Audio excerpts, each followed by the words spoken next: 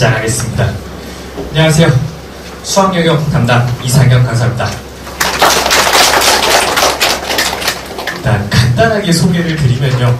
사진 저고요. 일부러 같은 옷을 입었습니다. 혹시나 못 알아보실까봐 사진 풀었어요.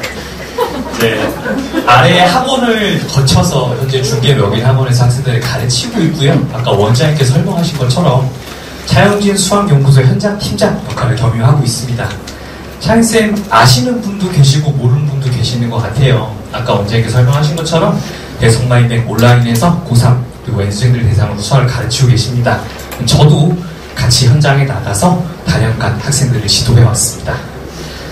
사실 이후에 이제 내신 입시제도 관련된 얘기를 간단히 하려고 했는데 앞에 과학생께서 이미 저랑 똑같은 내용을 하셨어요. 그래서 아주 간단하게만 짚고 넘어가겠습니다. 9등급제와 5등급제 현재 예비고일이란다. 고등학교 1학년 학생들은 내신 5등급제가 적용이 됐죠. 그래서 어느 포인트를 보셔야 되느냐? 요겁니다. 현재 5등급제 기준에서는 상위 10%까지가 1등급을 받을 수 있어요. 9등급제일 때는 4%까지 1등급을 받고 11%까지 2등급이었거든요. 근데 이제 바뀌면서 10%까지 1등급이 됐습니다. 그리고 이렇게 살짝 빨간색 줄이 있을 거예요. 지금의 2등급은 이전의 2등급과는 살짝 다릅니다. 위상이 달라요. 같은 라인을 비교해 보시면 3등급, 4등급과 같은 라인입니다. 이제 2등급이라고 해서 안심하시면 안 돼요. 네, 약간 생각이 달라질 필요가 있습니다. 결론 좀 지어보죠. 1등급의 비율이 늘어난 건 사실입니다. 그래서 우리 학생들이 1등급 받기 쉬워진 것도 맞아요. 다만 아까 말씀드렸다시피 1등급이 아니면 이제 치명적일 수 있어요. 경쟁력을 잃어버릴 수도 있다는 얘기입니다. 목표는 무조건 내신 1등급이죠. 그렇죠? 요건 다들 동의하실 거예요. 그래서 많은 학생들이 다들 선행을 하고 다들 학원에서 공부를 하고 이 시기에 정말 열심히 합니다. 근데 한 가지 좀 의문이 들었어요. 학생들을 가르치면서 왜 다 선행하는데 성적이 좀 다를까요? 이유가 있을 거 아닙니까? 단순히 공부를 잘하고 못하고의 문제가 아니에요. 우리 학생들은 학자가 아닙니다. 교수가 아니에요. 물론 뭔가를 탐구하고 공부하는 그런 태도는 매우 중요합니다만 우리 학생들은 시험을 보죠. 시험은 목표와 전략이 뚜렷해야 됩니다. 근데 그냥 전략만 세우면 안 돼요. 우리 학생들이 공부하는 시기마다 그 전략도 분명 달라져야 됩니다.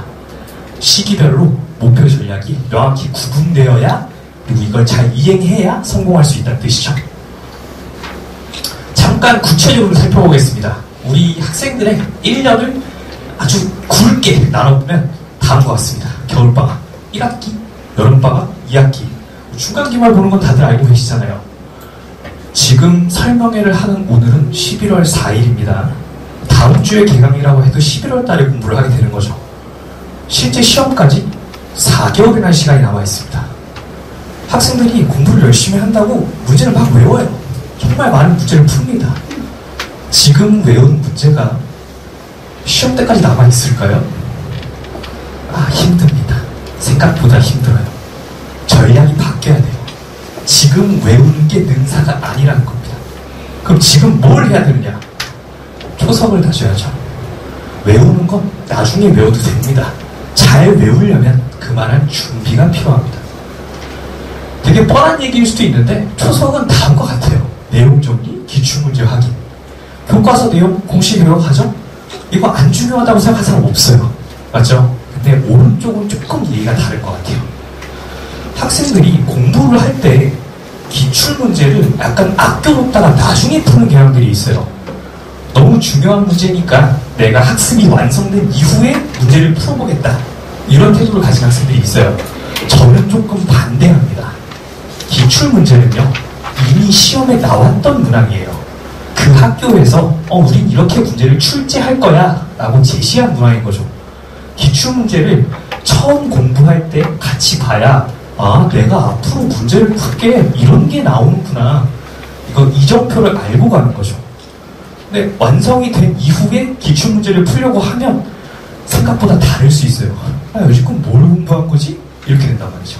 그래서 처음 공부할 때 기출문제랑 같이 공부하는 게 중요합니다. 이렇게 초성을 잘 다지면요, 우리 학생들이 이제 문제를 많이 풀 거거든요. 처음 문제를 풀 때 처음 보는 문항이에요. 근데 이런 얘기를 합니다. 저 이거 알아요. 왜냐하면 문제는 다르지만 그 문제에 사용된 내용, 개념, 표현 방식은 이미 공부를 했다는 거예요.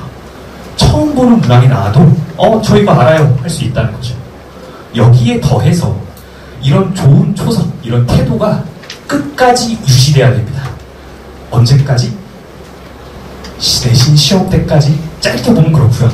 이게 수능까지 이어져야 됩니다. 우리 학생들 내신만 보고 끝나는 게 아니잖아요. 수능까지 볼 거잖아요. 이왕 좋은 태도를 유지한 게 끝까지 가는 게 중요한 거죠. 그렇죠? 이런 말이 있습니다. 3살 버릇 80까지 간다.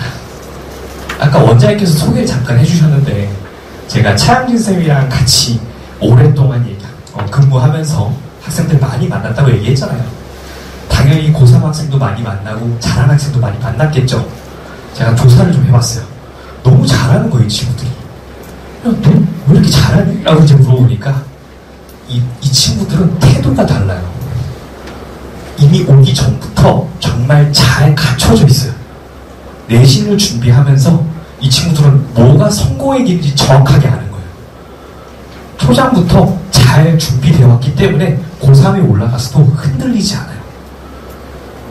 고등학교 1학년 때 습관과 태도가 고3 수능 때까지 꽤나 지대한 영향을 미칩니다. 그래서 초장부터 초석을 잘 다져놔야 돼요. 근데 이게 선행을 얘기하면 학부모님들 또는 학생들이 가끔 이런 얘기를 해요. 학교 수업 시간 때 집중 안 하지 않니? 이런 얘기를 한단 말이에요. 반대입니다. 집중을 안 하는 이유는 수업 내용이 안 들리니까 그런 거예요. 과목이 수학입니다.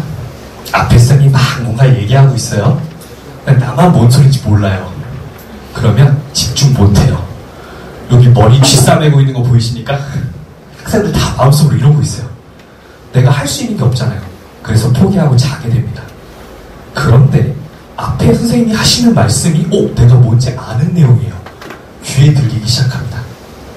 어머니들 카페에서 얘기 나누시다가 갑자기 옆에서 전혀 모르는 사람인데 아는 내용을 하면 하고 뒤돌아보잖아요. 수업에서도 같은 게 펼쳐집니다.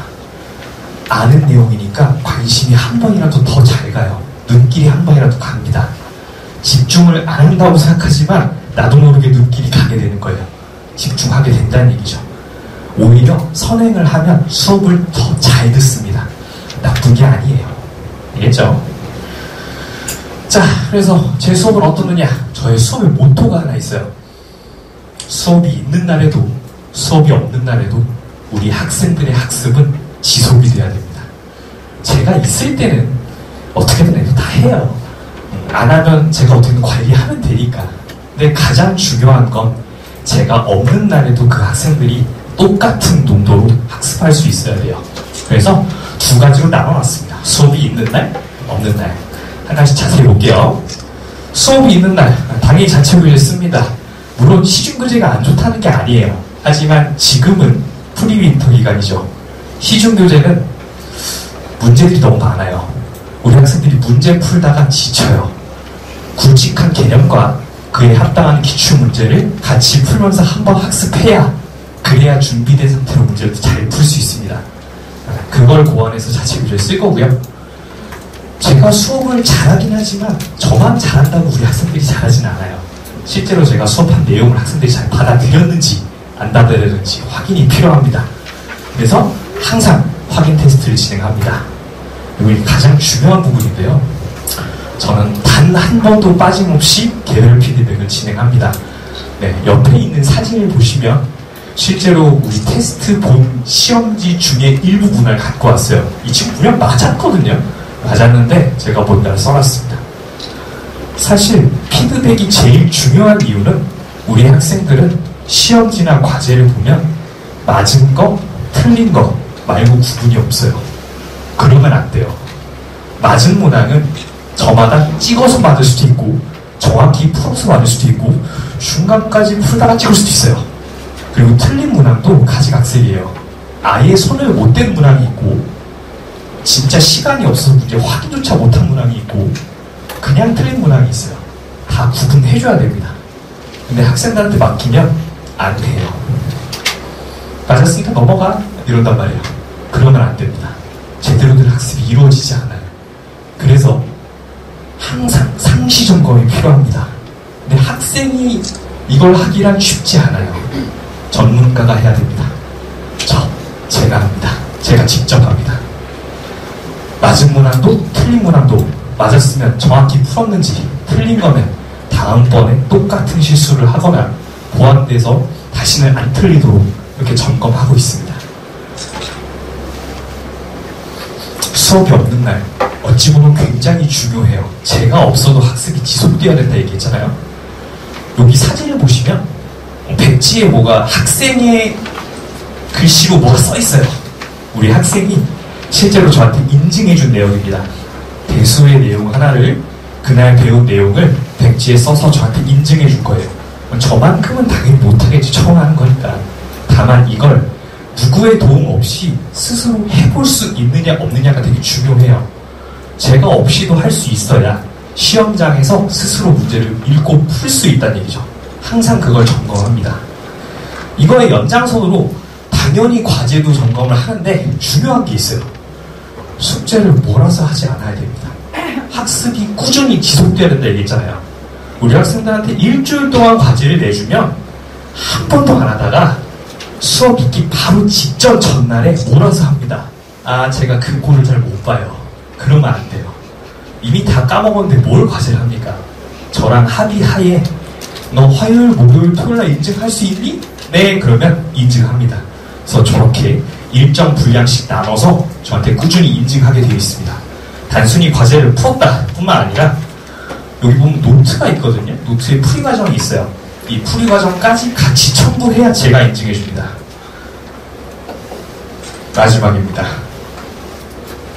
상시 운영, 질문 및 상담방.